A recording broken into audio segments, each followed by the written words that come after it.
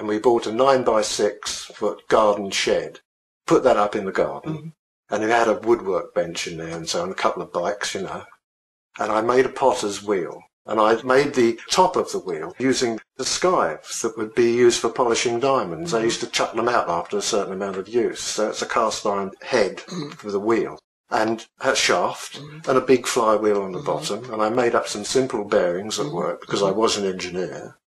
And we fixed that up on the workbench. We had no tray round it. It was just the wheel, no tray. So you had to work clean. And we had an old cupboard in there. You sat on the cupboard, kicked the wheel round and started off with your clay and tried to teach ourselves from books how to throw it.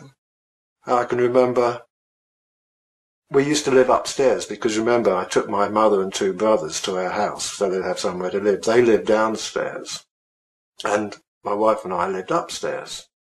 And I remember looking out of the back window and I saw Peter come running out of the shed with a little tiny pot and he's shouting out, "Eureka, Eureka, I've got one," you know.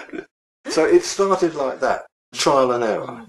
It's a very hard way to learn, but you can learn so much quicker if you've got somebody teaching you properly. But richer in a way. But in a way, because you learn more by making mistakes. The mistakes are essential. Yes.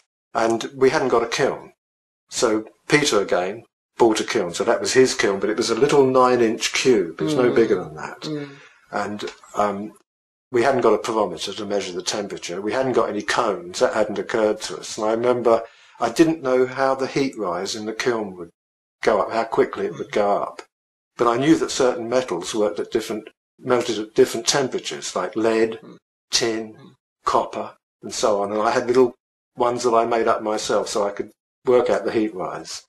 And both of us would be making pots, put them in the kiln, and I remember I would rush home from work dinner time, see to the kiln, rush back to work.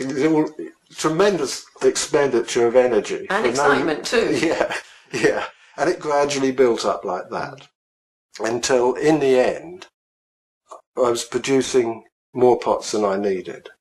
So I would make mugs with names on and little store jars. And with the money that I got from those, just selling it to friends, I bought more gear and I actually built a kiln of my own.